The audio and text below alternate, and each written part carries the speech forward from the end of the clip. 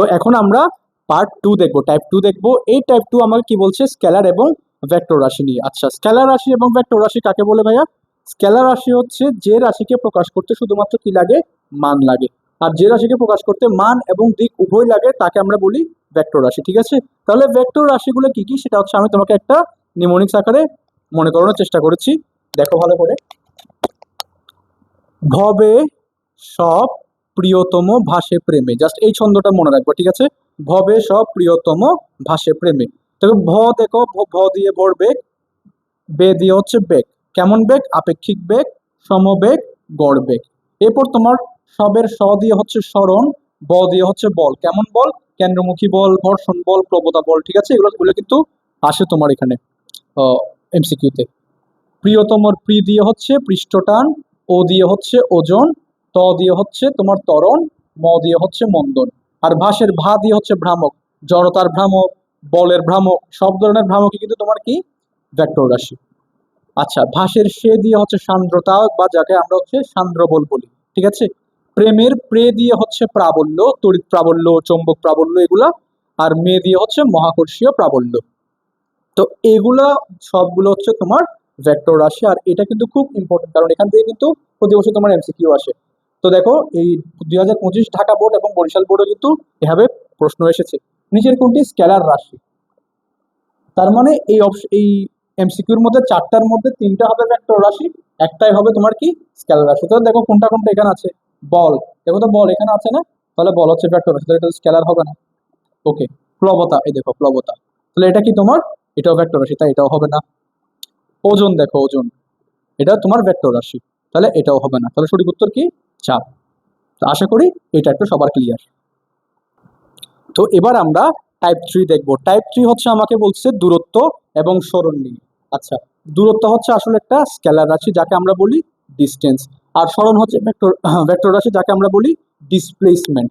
আচ্ছা, তো দূরত্ব আর সরণের মধ্যে পার্থক্যটা কি? মনে করো আমি হচ্ছে এ থেকে যাত্রা শুরু করলাম, আর আমার শেষ গন্তব্য হচ্ছে বি পর্যন্ত। এখন এ থেকে বিতে আমি এভাবে যেতে পারি, এদিকেও যেতে পারি, এদিকেও যেতে পারি, এদিকেও যেতে পারি, এদিকে যেতে পারি, এদিকেও যেতে পারি। যেদিকেই যাই না কেন সেটাই হচ্ছে আমার, মানে যে যে পথগুলো দিয়ে আমি গেছি সেগুলো হচ্ছে আমার দূরত্ব। কিন্তু সরণ কি? আমার আদি বিন্দু এবং আমার শেষ বিন্দু, এই দুইজনের মধ্যে যে হচ্ছে একটা সরল সরল রেখা, সেটাই হচ্ছে সরণ। তাহলে সরণ সবসময় সরল রৈখিক পথে হয়, আর দূরত্ব হয় সবসময় যে কোনো পথে। ঠিক আছে, তো এটা হচ্ছে আমার বেসিক আলোচনাটা। এখন চলো এই প্রশ্ন, এটা হচ্ছে আসছে তোমার বরিশাল বোর্ড 2021 সালে। এটা সলভ করার চেষ্টা করি। কি বলেছে দেখো আমাকে, একটি গাড়ি এক স্থান থেকে 6 মিটার সোজা উত্তর দিকে, সেখান থেকে পূর্ব দিকে 8 মিটার অতিক্রম করলো। গাড়িটির অতিক্রান্ত দূরত্ব ও সরণের পার্থক্য কত? তাহলে আমি যদি এটা বলি, মনে করো আমি দিক ধরে নিলাম উত্তর, দক্ষিণ, পূর্ব, পশ্চিম এভাবে। ঠিক আছে, কি বললো প্রথমে, মনে করো সে এখান থেকে হচ্ছে যাত্রা শুরু করলো 6 মিটার উত্তর দিকে, তার মানে এদিকে গেছে সে কত, 6 মিটার, তাই না? এরপরে বলছে ওই সেখান থেকে 8 মিটার অতিক্রম করলো পূর্ব দিকে, এই থেকে পূর্ব দিক, এখানে গিয়ে এই দিক থেকে 8 মিটার হচ্ছে সে অতিক্রম করলো। অর্থাৎ দেখো, এখন তার যাত্রা শুরু হয়েছিল এই বিন্দু থেকে, তার যাত্রা শেষ হয়েছে আসলে এই বিন্দুতে।